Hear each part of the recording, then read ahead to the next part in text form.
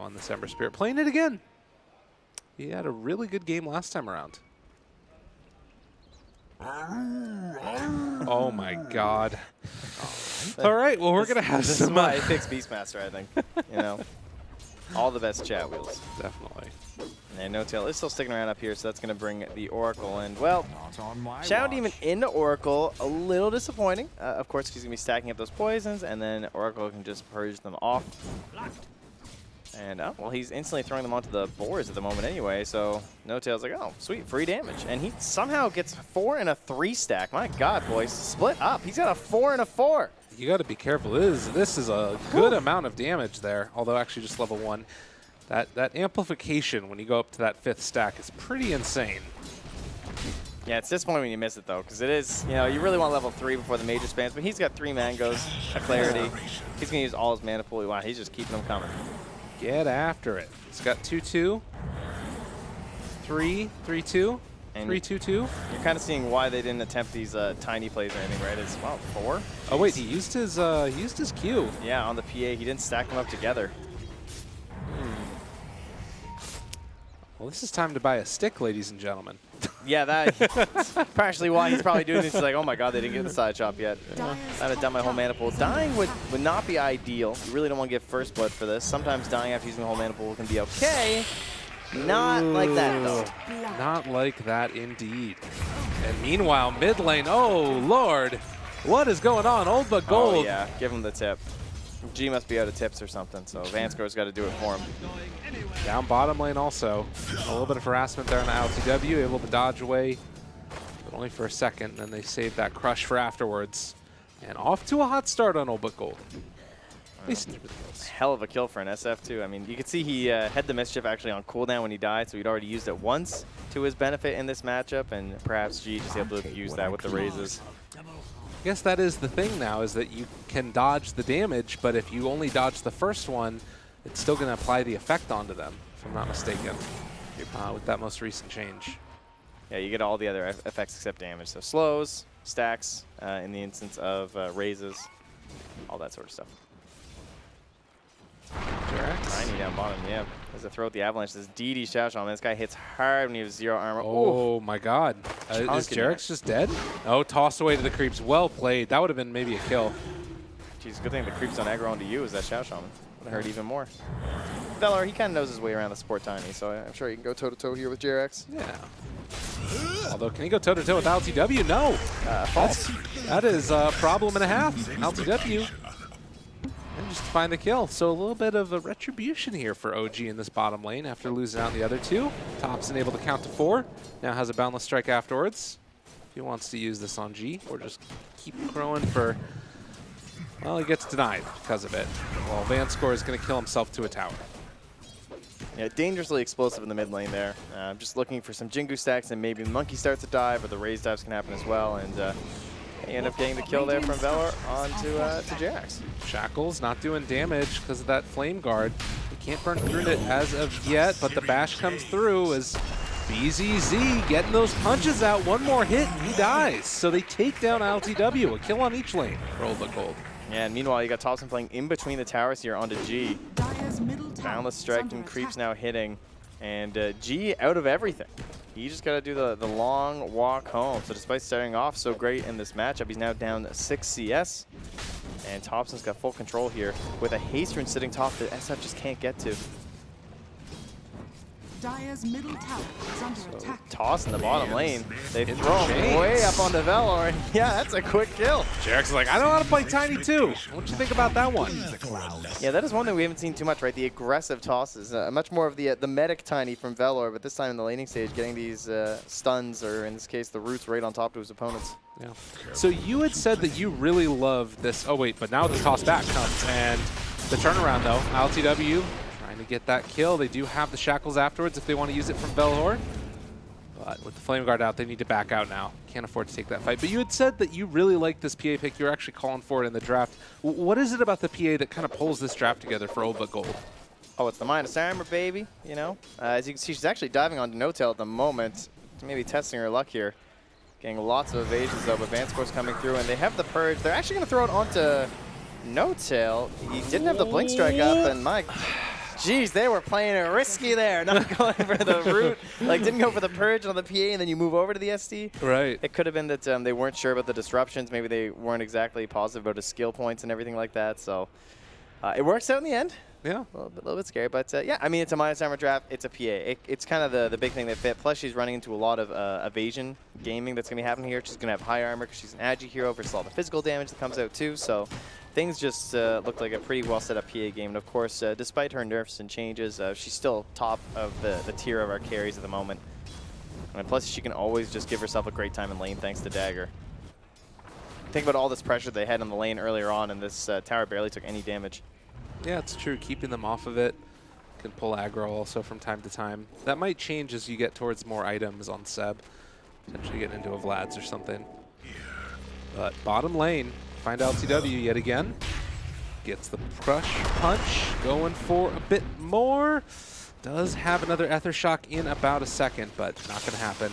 At least onto the Ember Spirit.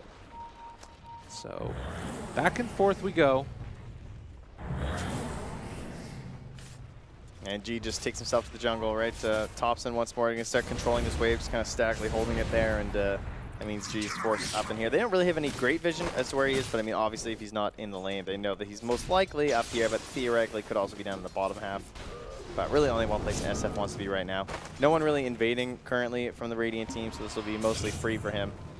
And it is a catapult wave, though, so Thompson could think about tanking this for a little bit, but he's actually going to let his catapult go down. Okay. But SF was coming back either way. Right. Well, and as much as PA hasn't actually taken that much damage on the tower, she has been somewhat hampered in terms of her farm, particularly in comparison to what the Beastmaster's been able to get. Yeah, finding that kill on the no-tail, that's pretty nice. Yeah, despite the last hit differential, she's only about like 100 and some behind the Beastmaster, but spoken too soon. There's the Dominator used, and chasing forward, find the root onto two. Can they get him down in time and trying to walk away? They have the Purge to keep him alive, and that just means Vanscore is going to give up his life for the cause. All right, so saves the PA, but nice return kill there from OG. Oh, and the toss onto the low ground. Jerix finds it, but the turnaround comes as well as they're able to interrupt the shackles coming out there. Thompson turns, finds the kill onto G. Vanscore's coming in here now too, but I don't know if they can do much about this. Oh, and they tried to eat the tree, but it doesn't happen in time. And Thompson able to make this work. Gets the Jingle Stacks. No, doesn't quite get it up yet in time. He doesn't have a Boundless Strike afterwards either. The toss, the Avalanche, they find that kill onto the Monkey, and Velor just walks away. Dire's top tower is under Jeez, attack. that did not look like it was going to end well for the side of Wolbeck Gold. At the same time, though, they are losing quite a bit in the top lane. Seb and ILTW have stayed up here since the kill on the Oracle and are continuing this pressure into the tower. The Hellbear Smasher still sticking around, and in combination with the level 2 in the Inner Beast, Seb going to be able to force this one down, well secured by the vision from his Hawk. There is a DD now picked up from G, though. So if he's their next target, we might see a potential turnaround play there. It definitely feels like OG are starting to come up with more answers to this like all-out aggression push strat, and it's, you know, built into some of those items themselves, like that Dom that's coming out for the Beastmaster level 3 here. Yeah, there's not a chance. No points in disruption also. If I'm OG right now, I really just want to play up here. I mean, they've already been doing it, and they're now smoking in here too. But the whole point is that they're thinking about Roche already, because it's a PA, it's an SF, and it's a Slider. So I love taking this area of the map over. They have 2 wards with them as well, so just make this your own. They've given the wards 2 tops in here. And they take down G yet again. OG is just relentless. You called it. They go towards the top side here, can play around this area of the map, and look at that. wow. Right up onto the high ground, using the nighttime vision where you don't have any idea about that low ground. I mean, it's worth remembering that about 4 minutes from this time last game, they were taking racks. They're thinking of a similar thing. The thing about these wards and why they're so valuable and why like Bounty Hunter was so good is because they spot couriers. They see where the courier is going, and with a courier, you can tell who's there. Right. It's true. Well, they find Vanscore, get the kill. Like, the wards are way up, all of them up on the high ground there. No tail. Gonna get punched by Illidan, and that is gonna be a kill for the PA. And the thing about this from OG2 is that you see them do this all the time with the Nature's Prophet. So when you're playing against the Nature's Prophet, everyone throws these sentries down. But you might not expect it the same way with the Monkey King, because they just play this thing all the time anyway. And they don't do this every single game they have a Monkey King, right? Look at so this. you might not suspect this from Old But Gold. 4 heroes chasing G. And it looks like they aren't going to find him, but instead get Vanscore. Boundless Strike connecting, tossing him forward, and another kill onto these supports. Although they do have the Fate's Edict, not going to be enough. Chasing forward here onto Illidan. This is a big kill if they can get it. Already use Roar, jump forward, and get it with the Remnants. Yeah, so now this Oracle's going to respawn. He's going to come over here. He's going to plant a sentry right here, and he's going to kill this ward. And he's not going to know that there's wards sitting on his high ground. Yeah. That tends to be what happens. And they're just playing so aggressive now. I mean, they have the perfect heroes levels, and everything is at that exact moment where you just want to be diving people the second they leave the base. Just much stronger at the moment from OG, even if there's not much of a net worth advantage. And we'll see where they decide to drop it. They actually haven't dropped that sentry ward yet, so they know that these supports are in the jungle here. They spot him right by those trees and get a little bit of vision onto Jerax. The root is going to be there. Has an avalanche to try and interrupt to get away from those supports. Those are the ones that are going to kill him as he tosses them away, but one more hit from Illidan gets that kill. But while this is happening, nothing for 3. BZZ chase down. Boundless Strike going to connect. Need a couple more punches, and are they going to get it? Looks like it might just happen, although 5 stacks now. Dire's bottom tower is under attack. And No-Tail's really been sacking his levels these games, from game 1 to now this game, and he gets stunned up here. They're just pulling them all over the freaking map. There's 3 battles going on simultaneously. Valor just drops wards mids, tries to take down tops, and eats his way through the trees. They do get the Boundless Strike hit, though, and able to dodge away from that damage. In the meantime, Seb gets the tower. I mean, there's just chaos all over the place. This is how these games have looked for OG through the qualifiers. It feels like they're getting back to the style that worked for them. Well, Seb is going to return from his push in the bottom lane, though. See if they can actually punish this attempt onto a tier 1, but they have the vision on the high ground from the Dire side. 11-11, 12 minutes in the game. And you look at OG's just map presence. They weren't able to get any of those D wards up on those high grounds, and simultaneously they've taken each of the tier 1s and also one of the tier 2s. They're smoked heading towards Seb, and this Hawk giving him some false sense of security. That will be a quick blow up. So Old But Gold staying with that aggression, and we'll be able to take down this Dominator creep also. So extra chunk of change. LTW though making the rotation, and the rest of them here. They know SF's not here. They see him on the wards. It's only 1 point in chains, but they're going to be able to find Vanscore right at the bat, and they actually take off the Flame Guard. Needs to be careful. Doesn't have that much survivability for the moment. The Monkey King ultimate comes out as well. The Avalanche toss, but BZZ gets the crush on 4. It's not going to end up making a difference though. They just need to get out. Yeah, it's sack BZZ. Turn around, Hex. Oh, here we go. Ackle trying to get some crits. Do they find it? He gets imprisoned, pulled back in. No-Tail keeping him alive, but LTW eventually will fall. They get the kill onto that Ember Spirit, and now Jarek goes forward. Avalanche toss onto 4, but they get the heal coming out, and PA not going to die because of it. 4 stacks doesn't matter. Yeah, and you see just instantly at the bottom, wants to keep his farm up, needs to get that mech, and now the recipe is complete. So they can now head in towards that Roche Pit and try and get themselves some vision in that area. The Dire kind of feeling a little bit desperate, honestly, to be getting it at this point.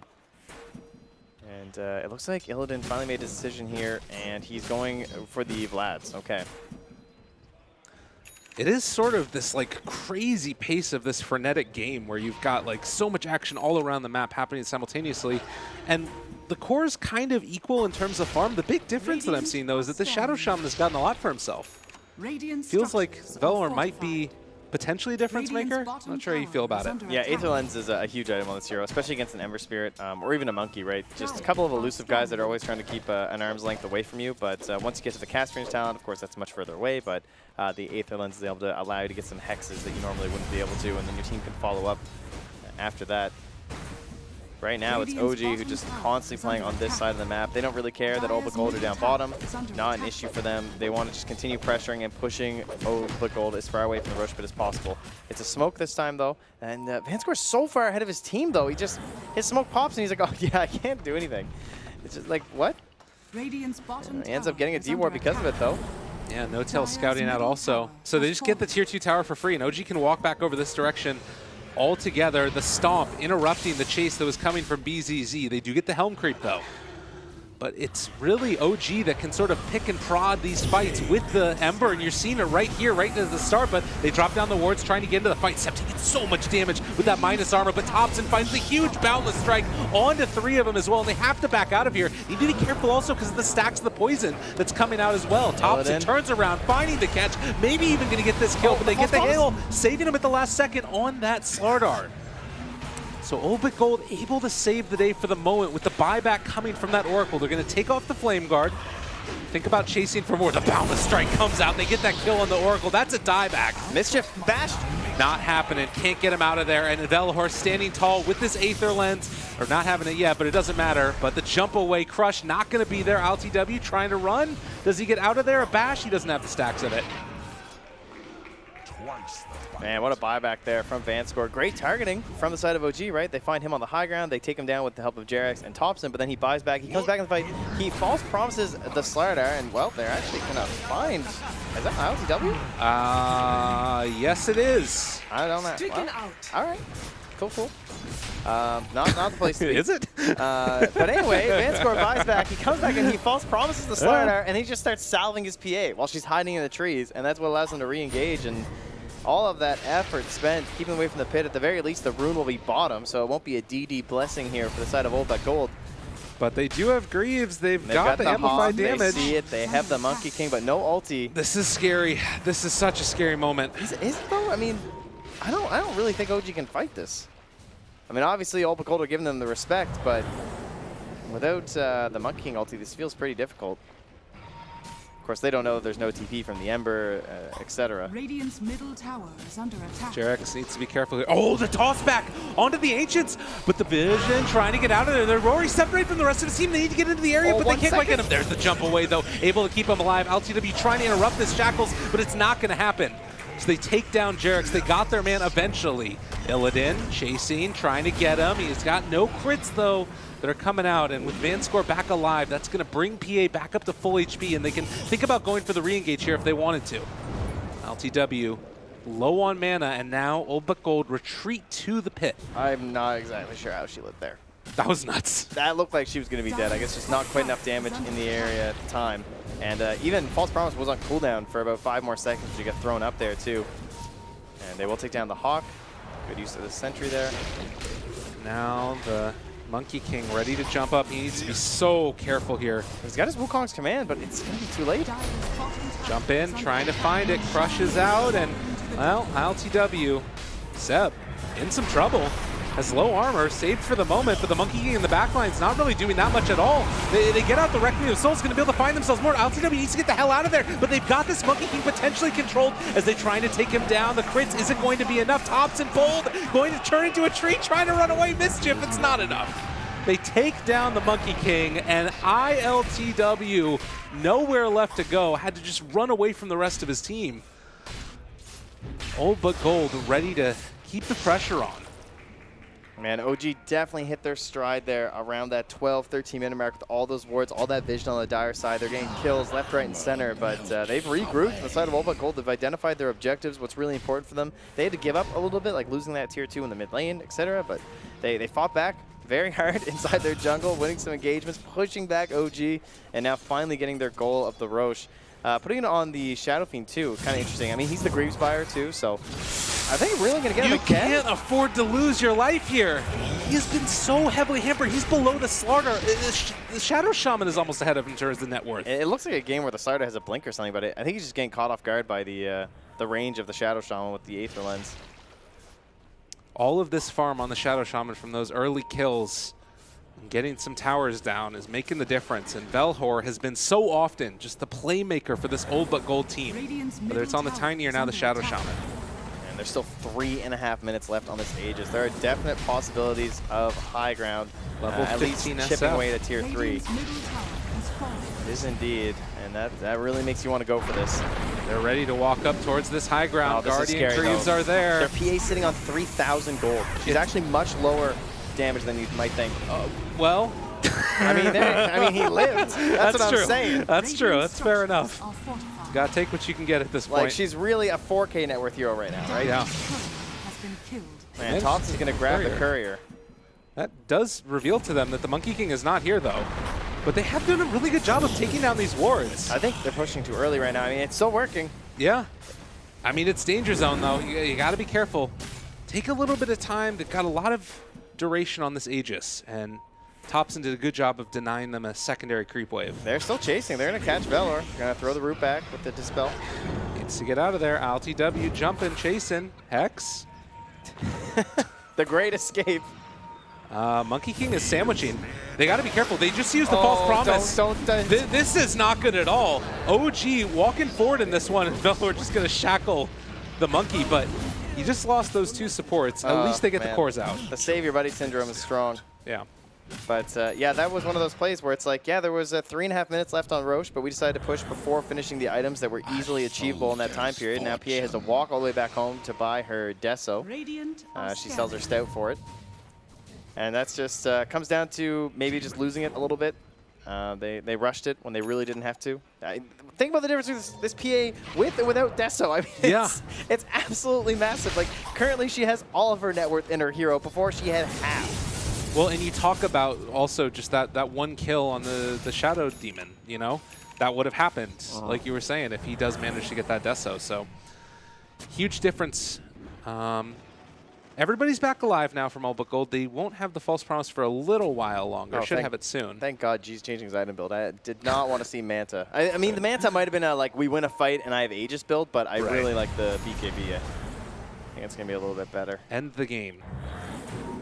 They have Vlad's on the Beastmaster. He just needs to stand tall against this this Radiant squad and allow room for Illidan to just maneuver around. And they're going to smoke the back line here.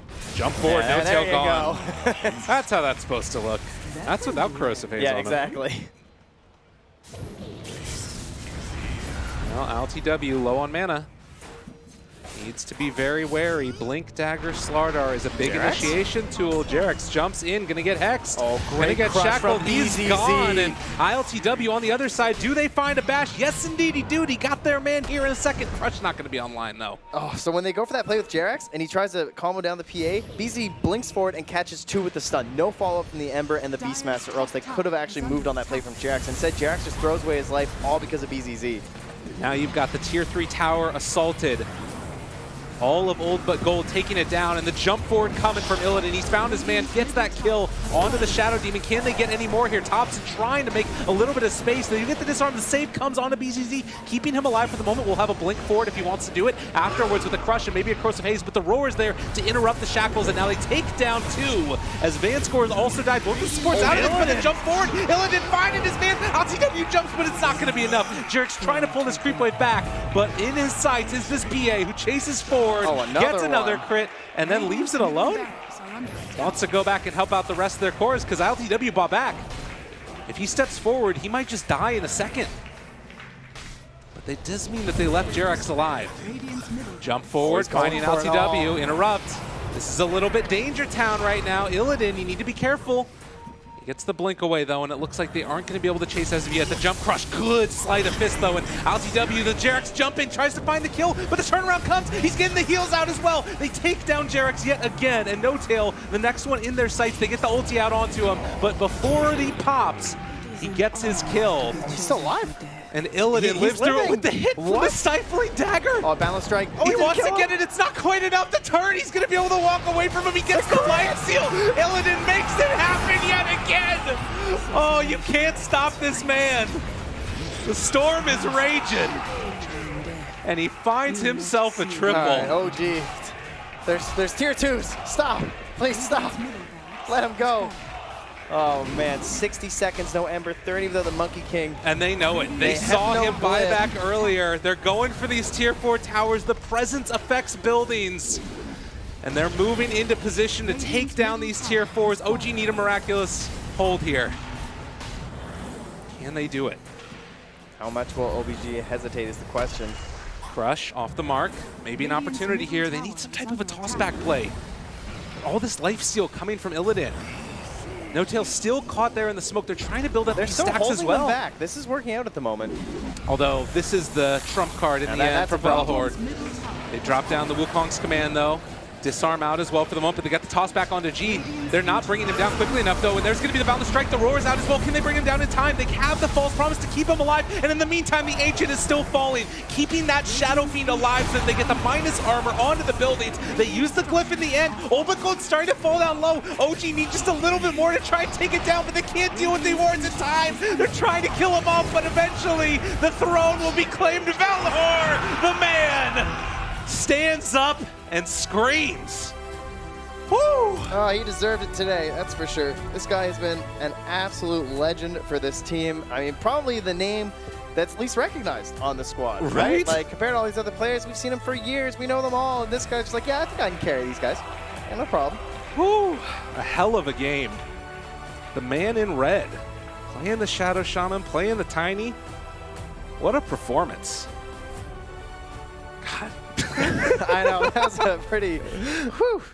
What just happened, guys? I mean, I don't know if you guys were paying attention there, but that game got out of control very fast. Right after that roach, it just felt like game to, yeah, and he knows. Look at that, he loves it. I mean, the crowd here, they were all about old but gold. Oh, that was great. Get ready for goal. Oh, he's taking it. Look at that man go. Oh, you can tell he's going to hit the club afterwards. Velhor, he's the happiest man. He's a responsible boy. He's got to play some more, you know? All right, well, ladies and gentlemen, we do have an interview. We're going to head on over to the stage with Tony and Illidan and see what they have to say about that game. First of all, congratulations. All the crowd supports you. They're chanting your name, Illidan. What a victory. What do you feel right now? My hands are shaking. I also feel like, oh, okay, I was ready to lose. Now I'm on the next day, you know. It's fine. My team carried. At what point you thought that you're ready to lose? I mean, when you come to any tournament, be ready to lose. That's it. That's interesting. Did you ever thought that you will be in the semifinal of the minor when you first formed this team, old but gold? Not sure. I was actually not even sure we were going to minor because like 2 swaps, Terabyte, and we are here. That's basically it. And yeah, I mean, we are developing pretty fast. Despite like we have not much styles to play, our style is developing really fast. So what do you think the key of success of this roster? It looks like OGs just struggle against CS teams just because they don't want to really play against early aggression. And it seems like their early aggression is not meta enough to be playable right now. So I just think we found the key to teams which are not really in good shape right now. And like, let's say right now they're on our level, like on this tournament. I'm not saying overall or something, just on this tournament, yeah. And just like a couple of moments and you won. That's basically DotA, right? Like if people are equal on skill almost, and yeah, like it can be turned by like any minute to any side. That's it. All right, I understand your emotions. Now you can say something to the crowd who supported your team and you particularly. What do you want to say to them? I want to thank you, all of you guys. Спасибо, ребята. Это было слышно даже через эти наушники, что удивительно. Спасибо. Thank you very much, and back to the panel.